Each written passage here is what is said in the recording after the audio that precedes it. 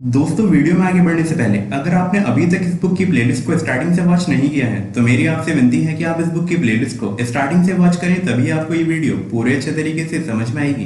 तो चलिए हम आज के अपने सफर को शुरू करते हैं। कृष्ण और आत्मा का संबंध। मन, बुद्धि, अहंकार, इंद्रियां और शरीर को मारकर आत्मा पाना बड़ी बात नहीं है। इन सबके साथ आत्मा की ट्यूनिंग बिठा देना बड़ी बात है। कृष्ण यही कमाल करना सिखाते हैं।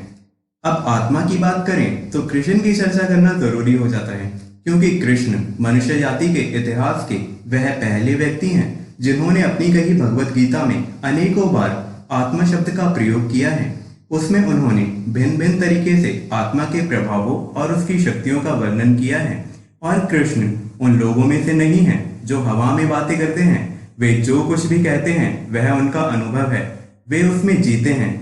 कृष्ण ना सिर्फ कुदरत की लीलाओं और मनुष्य के मन की शक्तियों को ही समझते हैं, बल्कि साथ ही वे दोनों के तालमेल के महत्व को भी पूरी तरह से जानते हैं। यही कारण है कि वे जीवन का कोई युद्ध कभी नहीं हारे। जानकार इसलिए उन्हें मनुष्य जाति के इतिहास का एकमात्र पूर्ण अवतार कहते हैं, और यह एक ऐसा निर्विवाद सत्य है कि जिसमें किसी के आपत्ति करने का कोई कारण नहीं है। खैर, यूं भी सबको हमेशा के लिए यह ध्यान रख ही लेना चाहिए कि क्योंकि महान व्यक्ति किसी एक धर्म या समाज का नहीं होता, वह हमेशा सिर्फ मनुष्यता का होता है। तो यह कहने की भी कोई जरूरत नहीं कि समाजों और धर्मों के उन पर दावे जताने की आदत ने मनुष्य का नुकसान ही किया है। लेकिन उन समझदारों को जिनको जीवन बनाना है, इन झंझटों से मुक्ति पा लेनी चाहिए। अतः मेरे भगवान छोटे क्यों व तुम्हारे भगवान बड़े क्यों कि झंझट में पड़ना ही मत, वरना बुरी तरह से भटक जाओगे। यदि कृष्ण बहुआयामी व बहुप्रतिभाशाली हैं तो हैं, लेकिन इसका अर्थ यह नहीं कि वे कोई हवाई या जादुई पुरुष हैं। तो यह स्पष्ट समझ लो कि उन्हें चमत्कारी मानोगे तो और भी बुरे भटक जाओगे। यदि कृष्ण में कुछ है तो यह उनके व्यक्तित्व तथा उनकी प्रतिभा की बात है। बाकी तो कृष्ण हमारी ही तरह इसी धरती पर पैदा हुए हैं तथा उन पर ब्रह्मांड के सभी रहस्य हमारी ही तरह पूरी तरह से लागू रहे हैं। परंतु अज्ञानता, स्वार्थ वृत्ति, अहंकार और दुकानें चलाने हेतु कई लोगों ने कृष्ण को हवाई और जादुई बना दिया। हालांकि जो पुराने ग्रंथ हैं उसमें कृष्ण का पूरा जीवन व उनका वास्तविक स्वरूप पूरा मिल जाता है। लेकिन दुर्भाग्य से कृष्ण के वास्तविक जीवन को दर्शाने वाले उन ग्रंथों की चर्चा कम है। चर्चा उन ग्रंथों की ज्यादा है जो बुद्ध और बौद्धों के बढ़ते प्रभाव की काट के रूप में लिखे गए थे। अब सबको वह दौर याद ही होगा जब बुद्ध के प्रभाव में आकर हिंदू धर्म छोड़कर बौद्ध धर्म अपनाने वालों की कतार लगी पड़ी थी। बस उसी दरमियान बुद्ध का प्रभाव कम करने हेतु चंद ऐसे ग्रंथ लिखे गए जिनमें कृष्ण को जादुई तथा हवाई बताया गया। उनके जीवन को चमत्कारों से भरा गया। अब आम लोगों तथा दुकान चलाने वालों दोनों को कृष्ण का यह नया अवतार बड़ा रास आया, लेकिन इसका एक विपरीत प्रभाव हुआ। वैज्ञानिक बुद्धि के चेतनाशील मनुष्य इस नए कृष्ण को पचा नहीं पाए और वे कृष्ण से दूर हो गए। और ध्यान से समझें तो यह ठीक नहीं हुआ। सच्चाई यह है कि इन हवाई ग्रंथों के दो बड़े दुष्परिणाम हुए। एक तो जो जादुई कृष्ण में उलझ गए वे ना सिर्फ भटक गए, बल्कि कृष्ण की जादुई लीलाओं का वर्णन करने वालों ने उन्हें काफी लूट भी लिया, और यह लूट आज भी बदसूर जारी है।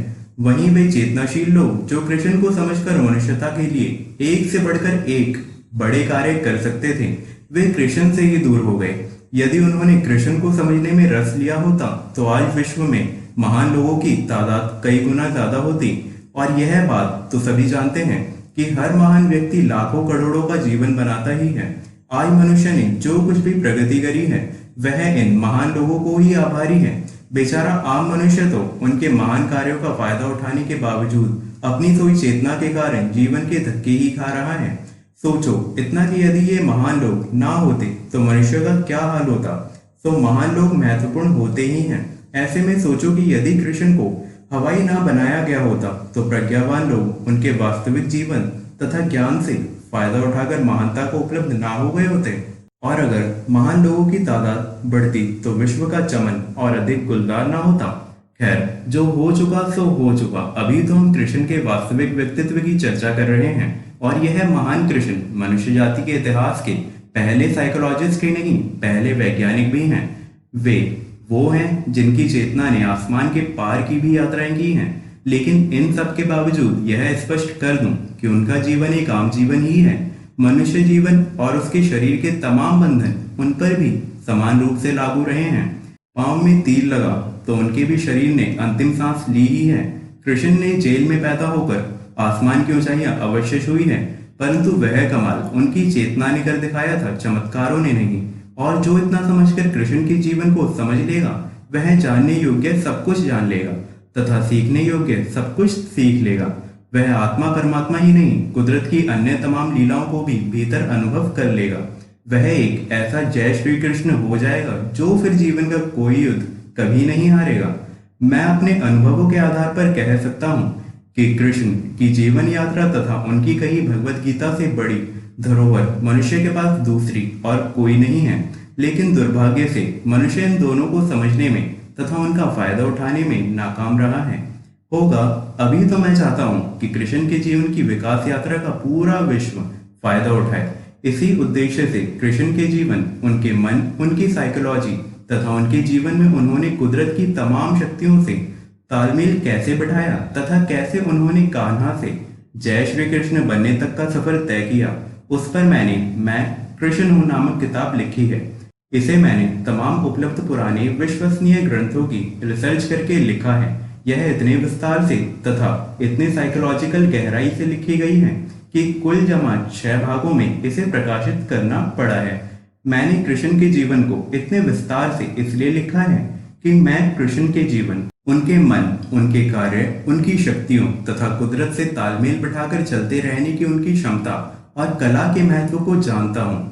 कृष्ण की यह बायोग्राफी निश्चित ही पूरी मनुष्यता की तकदीर बदलने की क्षमता रखती है, क्योंकि कृष्ण का जीवन हमें ना सिर्फ मनुष्य के उपद्रवी दिमाग से निकले एक से एक खतरनाक इरादों से कैसे बचना यह सिखाता है, बल्कि साथ ही उनका जीवन हमें कुदरत की नियमबद्ध व कॉम्प्लिकेटेड शक्तियों का कैसे फायदा उठाना यह भी समझाता है। और मैं नहीं मानता कि इससे ज्यादा महत्वपूर्ण ज्ञान दुनिया में दूसरा कोई हो सकता है। खैर, मैं एक बात और स्पष्ट कर दूं कि मैंने कृष्ण की इस जीवन यात्रा पर आधारित पिछले 1000 वर्षों के दरमियान प्रकाशित हुए तमाम हवाई ग्रंथों की अवहेलना की है, क्योंकि उनमें वर्णित कृष्ण का वास्तविक कृष्ण से कुछ लेना देना नहीं है। सच तो यह है कि मेरा भगवान ज्यादा चमत्कारी या तेरा, इस चक्कर में पड़े अज्ञानियों और उनके नाम पर दुकान चलाने वाले स्वार्थियों ने कृष्ण की ही नहीं, बुद्ध, क्राइस्ट से लेकर कबीर और मीरा तक के जीवन को हकीकत से कोसों दूर पहुंचा दिया है। और सच कहा जाए तो इन सब के जीवन के साथ किए गए इस खिलवाड़ के कारण ही मनुष्य आज तक अंधेरे में भटक रहा है। अतः जो यह जमीनी हकीकत समझ लेगा कि सभी महान लोग इसी धरती पर पैदा हुए हैं तथा उन पर भी इस धरती के तमाम नियम लागू ही थे, वे ही इन महान लोगों के जीवन तथा इनकी बातों का फायदा उठा पाएंगे। बाकी के सब तो इनकी हवाई कहानियों की चर्चा करते ही रह जाएंगे। वे बेचारे तो इनके नाम पर चल रही लूट के हिस्से बने मंदिर, मस्जिद, चर्च के चक्कर खाते ही रह जाएंगे। कुल मिलाकर कहूँ तो कुदरत की लीलाएं हो या मनुष्य जीवन का खेल, सब कुछ वैज्ञानिक तरीके से नियमबद्ध है। इन सबका ना सिर्फ अनुभव किया जा सकता है बल्कि इन्हें सिद्ध भी किया जा सकता है। अतः कुदरत के किसी भी सत्य में हवाई बातों और चमत्कारों को कोई जगह नहीं है। यह सब मैं जोर पूर्वक इसलिए कह रहा हूँ क्योंकि कृष्ण, बुद्ध, क्राइस्ट, कबीर हो या मीरा हो, सबके वास्तविक जीवन से ना सिर्फ आत्मा की बल्कि उसकी शक्तियों की भी झलक मिलती ही है। और मैं चाहता हूँ कि मानव मात्र उनका फायदा उठाए, और इसलिए मैंने इस प्रस्तावना में महापुरुषों की इतनी चर्चा की है, खासकर कृष्ण की। खैर, आगे अब मैं कृष्ण ने गीता में आत्मा और उसकी शक्तियों के बारे में जो कुछ कहा है उसको समझाऊंगा। मुझे यकीन है कि गीता में कृष्ण द्वारा किया गया आत्मा का वर्णन आपको आत्मा वास्तव में क्या है वह समझने हेतु एक मजबूत फाउंडेशन का काम करेगा। दोस्तों, इस वीडियो के लिए बस इतना ही। मैं उम्मीद करता हूँ कि आपको ये वीडियो पसंद आई होगी। Thank you so much guys for watching this video.